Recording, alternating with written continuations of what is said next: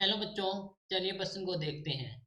एक उत्तल lens f बराबर है 10 सेंटीमीटर के मुख्य अक्ष पर तथा इसके लंबवत लेंस से 15 सेंटीमीटर की दूरी पर 5 मिलीमीटर लंबी एक पिन रखी है। एक दूसरा उत्तल लेंस है जिसकी फोकस दूरी है 5 सेंटीमीटर, समाक्षीय रूप से इस लेंस के 40 सेंटीमीटर तथा पिन से 55 सेंटीमीटर की दूरी पर रखा गया है। हमें ज्ञात करना है प्रतिबिंब का स्थान, प्रतिबिंब की प्रकृति तथा प्रतिबिंब का आकार, ये हमें निकालना है। ठीक है, तो इस प्रश्न को सिद्ध करने के लिए हमारी जो मुख्य अवधारणा है, मुख्य अवधारणा, वो है लेंस सूत्र। लेंस सूत्र की सहायता से हम इस प्रश्न को सिद्ध करेंगे और हम जानते हैं कि जो लेंस सूत्र होता है वो 1/f बराबर है 1/v माइनस 1/u होता है। अब देखो, कहा गया है कि एक उत्तल लेंस है जिसकी फोकस दूरी हमारे पास 10 सेंटीमीटर है और एक दूसरा है जिसकी 5 सेंटीमीटर है। तो ये हमारे पास है उत्तल लेंस।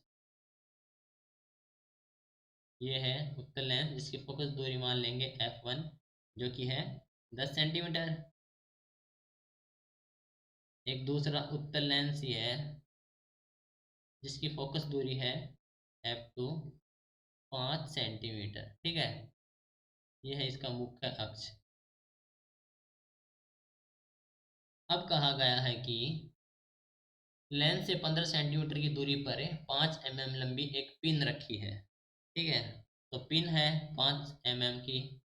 मान लीजिए हमारे पास एक पिन है 5 mm और लेंस से जो दूरी है वो है 15 सेंटीमीटर। और समाक्षीय रूप से इस लेंस से जो दूसरा उत्तल लेंस है उससे है 40 सेंटीमीटर। ठीक है, तथा पिन से 55 सेंटीमीटर की दूरी पर रखा गया है। यानी कि जो दूरी हमारे पास है ये है 55 सेंटीमीटर। ठीक है, दूसरे से, तो ये हो गया हमारे पास, दूसरे से देखेंगे ये हो गया हमारे पास है 55 सेंटीमीटर। ठीक है,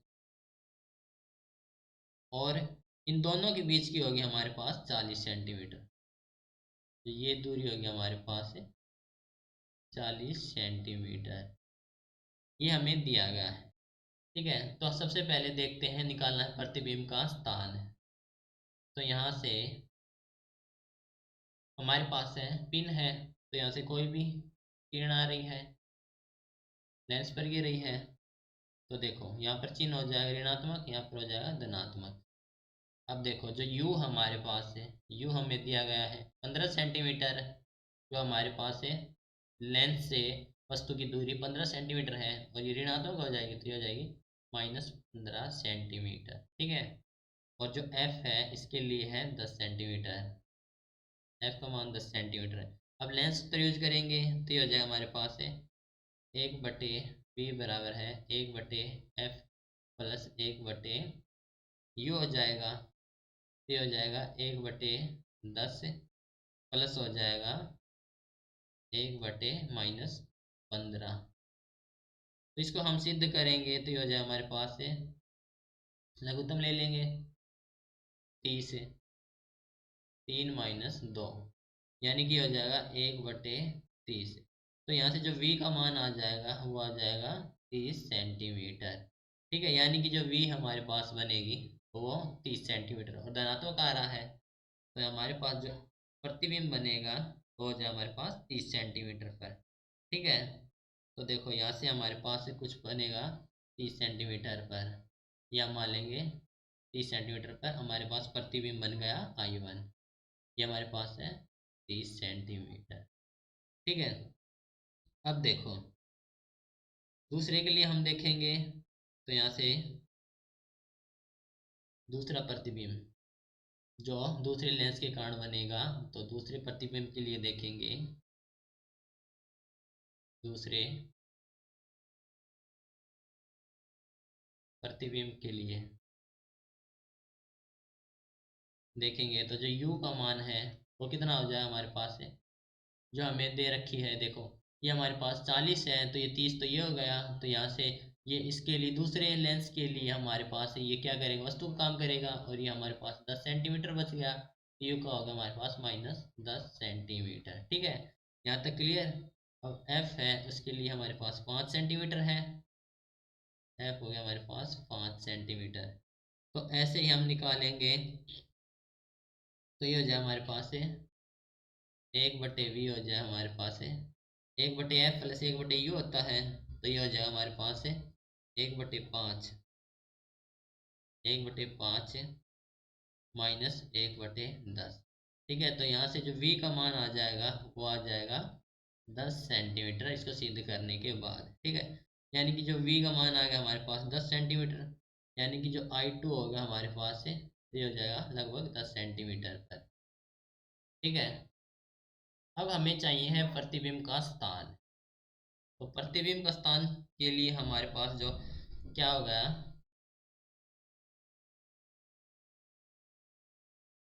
प्रतिबिंब का स्थान। ठीक है, इसके लिए देखेंगे तो क्या होगा, पहले लेंस से, ये हमारे पास पहला लेंस है, तो पहले लेंस से कितना हो जाएगा, ये 40 ये था और 10 ये हो जाएगा हमारे पास 50 सेंटीमीटर। अब दूसरे से देखेंगे तो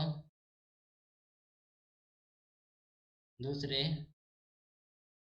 लेंस से, ठीक है ये था पहले से, ठीक है दूसरे लेंस से देखेंगे तो ये हो गया हमारे पास 10 सेंटीमीटर। ठीक है, समझ गए। अब देखो उसके बाद हमें निकालना है प्रकृति।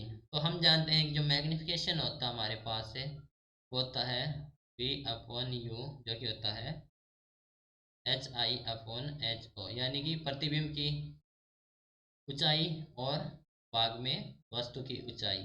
ठीक है, तो ये यहाँ से H/I निकालेंगे, यानी प्रतिबिंब की ऊंचाई, यानी कि प्रतिबिंब का जो स्थान है वो निकालेंगे, तो ये हो जाएगा H/O गुणा V/U। ठीक है, यानी कि हो जाएगा 5 गुणा H/5 है हमारे पास 5 सेंटीमीटर, 5 mm। ठीक है, 5 mm यहाँ रखा है, और V/U यानी कि V हमारे पास ये है, इसके लिए 30 सेंटीमीटर था, 30/U हमारे पास है, जो कि हमारे पास है U क्या दे रखा है 15 सेंटीमीटर। ठीक है, 15, ये जो है हमारे पास लगभग 5 × 30/15, यू हमारे पास ऋणात्मक है तो -U। ठीक है, तो 5 से काटेंगे 3, 3 से काटेंगे 30, तो हो जाएगा -10 mm था, 5 mm तो -10 mm, यानी कि ये हो जाए हमारे पास जो वस्तु हमारे प्रतिबिंब बनेगा, पूछा जाएगा प्रतिबिंब का स्थान है, तो ये हो जाए हमारे पास है -10 mm। ठीक है, यानी कि इसका मतलब क्या हमारे पास है, ये उल्टा बन रहा है, तो ये हो गया हमारे पास -10 mm। और तीसरे में पूछा था प्रतिबिंब का आकार। तो प्रतिबिंब में आकार है, ये जो चिन्ह है ऋणात्मक पे बता रहा है कि स्थान यहाँ पर है 10 पे ऋणात्मक में। ठीक है, और जो हमारे पास है तीसरे में पूछा था प्रतिबिंब का आकार, आकार है तो आकार हमारे पास है 10 mm। ठीक है, तो जो प्रतिबिंब का आकार बन के आया था वो था 10 mm। तो ये था आपका इस प्रश्न के लिए उत्तर। आशा करता हूँ आपको उत्तर समझ आया होगा। धन्यवाद।